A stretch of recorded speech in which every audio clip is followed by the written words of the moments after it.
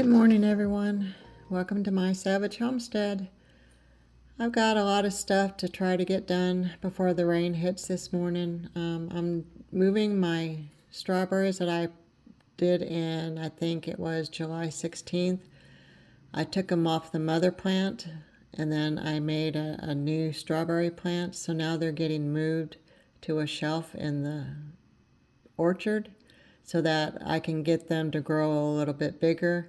They do have a good root system now, so I'm going to go ahead and let them sit for about a week until I can get back to them, and then I'm going to up pot them for new strawberry plants.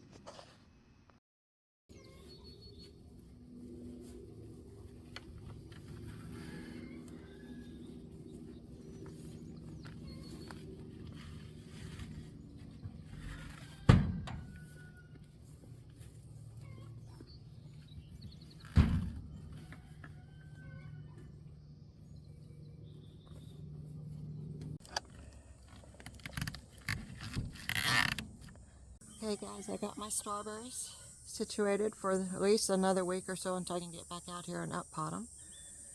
But it's very humid. I'm sweating really horribly right now. Got rain coming. I can hear thunder in the distance. So you know what? Today I'm just going to go in and cook. I think I'm going to make a pie today.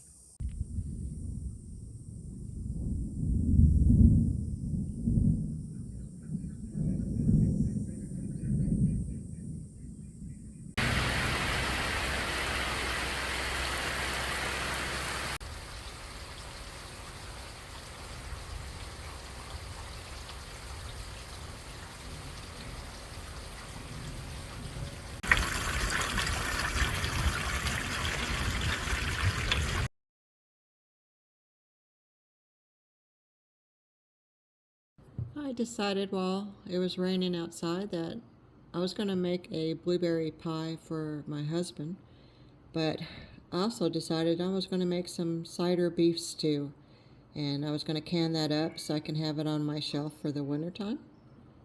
So I'm gathering the ingredients and seeing if I can find everything that's on my list, and hopefully I'll be able to make some cider beef stew today. Well, good morning everyone and welcome back. My name is Doris and you're watching My Savage Homestead. Today I am going to start making my soups for winter. So I'm starting to pull all my vegetables from last year that either I froze or I grew this year, which would be my onions, carrots, and my potatoes. And I'm going to make today a cider beef stew. Okay, let's get started on making our cider beef stew. You're going to need 3 tablespoons of white flour. And this is a 1.5 tablespoon. So you saw me put 2 in, but it's actually 3 tablespoons. And we're going to do salt and pepper.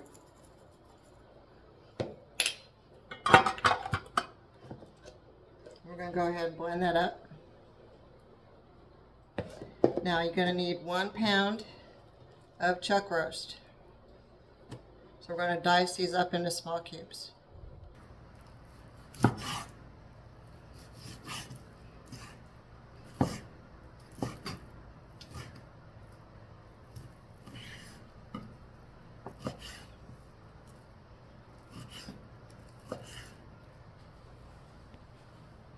Okay, now that you have it diced up, you're going to put your chunks of meat, stew meat, in your flour, and you're going to coat that very well.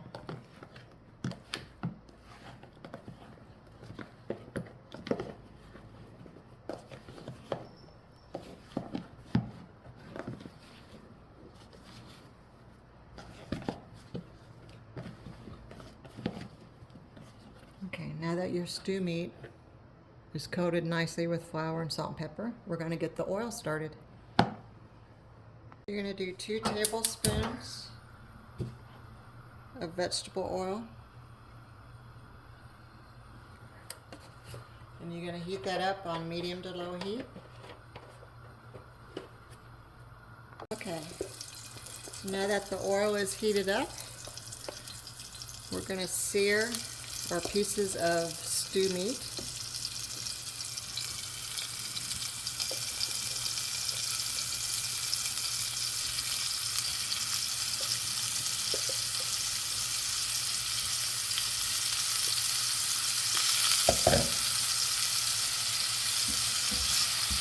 Okay, while we're working on the vegetables, we're going to go ahead and let this simmer with half a cup of water. This is my tomato juice I made in the first week of August. So that's a cup of tomato juice. We're going to need 1 cup of apple cider vinegar. This is my apple cider vinegar.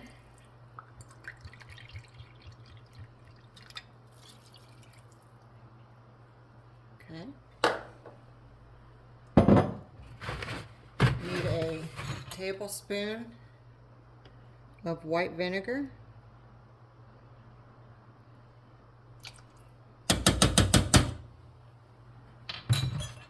And we're going to need a tablespoon of parsley.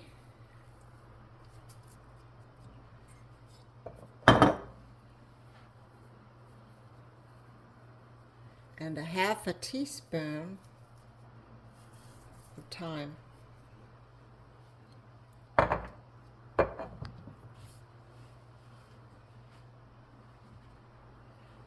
we're going to stir that up.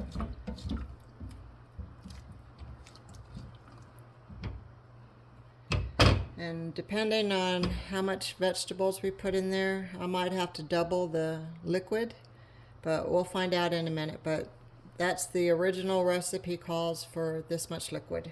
And we're going to put that on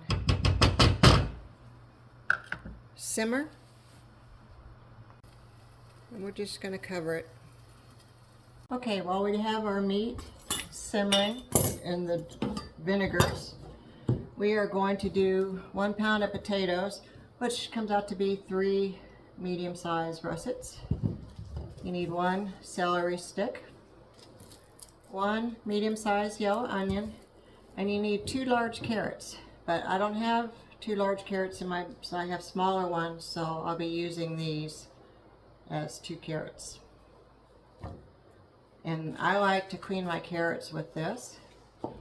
It's a scrubber, dish scrubber, and it's only used for my carrots, not for doing dishes or anything. I mean, someone's a dead man if they use my sponge on dishes. But this is specifically for cleaning my carrots. So we're going to go ahead and wash our carrots. I'm going to scrub all that stuff off of it. It even gets the fine hairs off the carrots, so it makes my job a lot easier. And that way I don't even have to peel the carrot,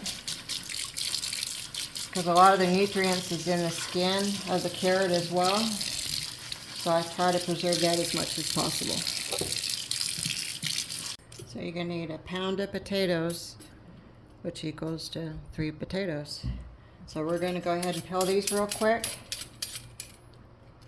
And same thing, they're going to get diced up.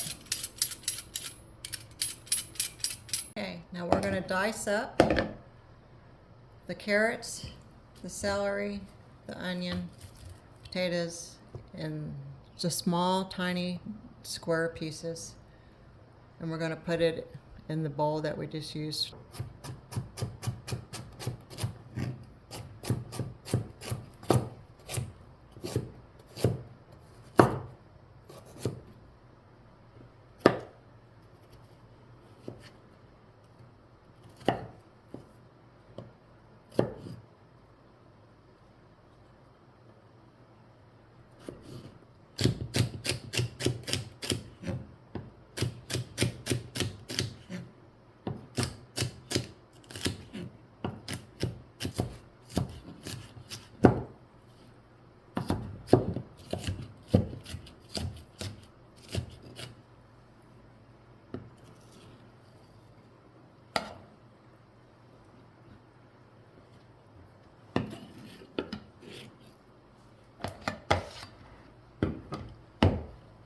And there you have all your chopped vegetables ready for your stew. Okay, so this has been sitting here cooking while I was cutting the vegetables, so we're looking at about 15 minutes. We're going to use all the vegetables and put them all in at once.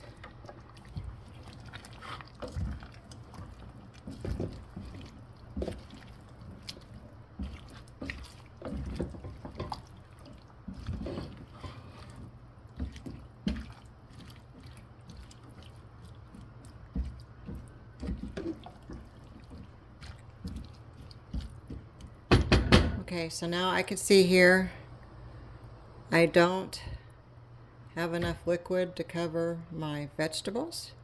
So I am going to go ahead and double the liquid for this stew. I'm not going to double the vegetables or the meat or the flour or anything. I'm just going to double the liquid. Okay, now that I had to add double my liquid, I am going to add more flour mixture to the stew. But you don't want to add dry flour to your soup mix because you're going to get clumps in it. So what I do is I put 1 tablespoon of flour in here, and then I fill it up with water, put a lid on it, and then I shake it really good. Okay. So now we're just going to add that to the stew. Okay.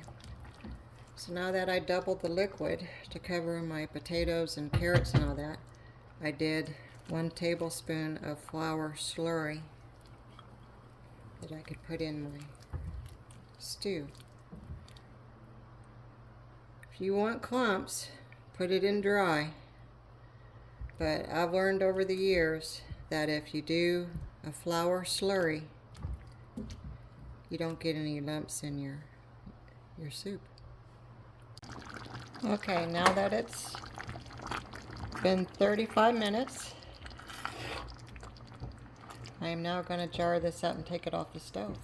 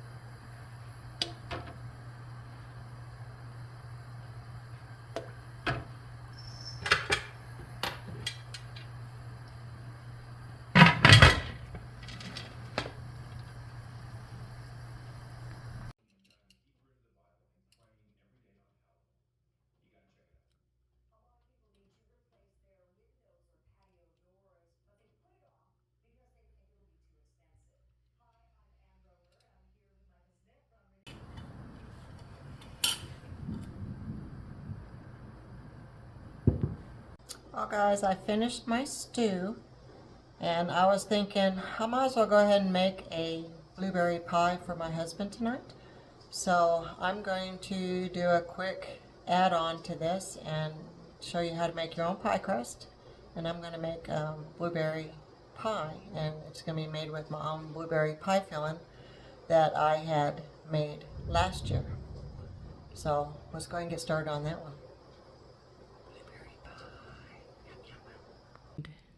1 1/4 cup of flour, 1/4 teaspoon salt, 1/2 teaspoon of sugar. You're going to need 1/4 cup of ice water. You're going to add ice to this to get it really chilled, but then you're going to not use the ice, and that you're going to see this later. I like to use frozen butter, and I shred it on a cheese grater.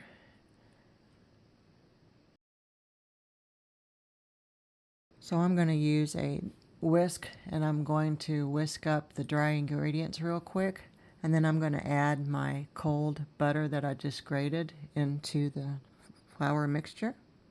Now you're going to knead this by hand.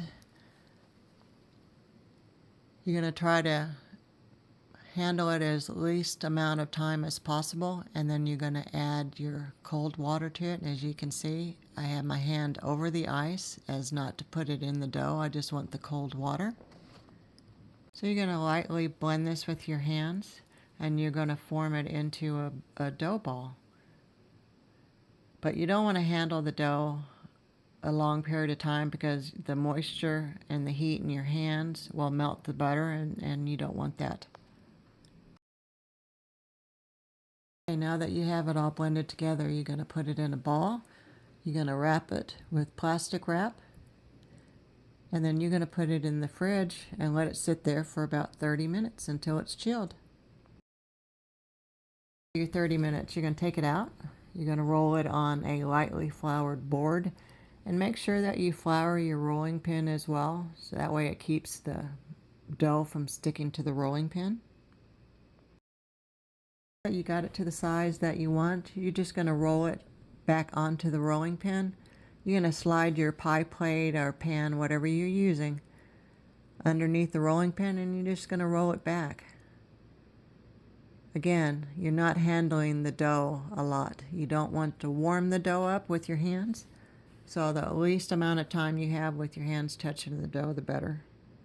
Now you can fold the dough underneath without having to cut it, but I cut around mine because I need this extra dough because I'm just going to do a little lattice panel on top of my pie. And then once you get it cut, just crimp it with your fingers, with a fork, or just leave it plain if you want to. It's up to you. Now this is my blueberry pie filling I made last year, and I will put the ingredients at the end of this video. You can leave the top plain if you want. I am going to make a lattice panel. I don't do well with lattice panels, but I'm just going to make one to make it look good for my husband today. Now you're going to bake this at 375 for 35 to 50 minutes, depending on your oven. When you get a light brown crust on it, you know it's done. And look at that bubbling. Isn't that looking delicious?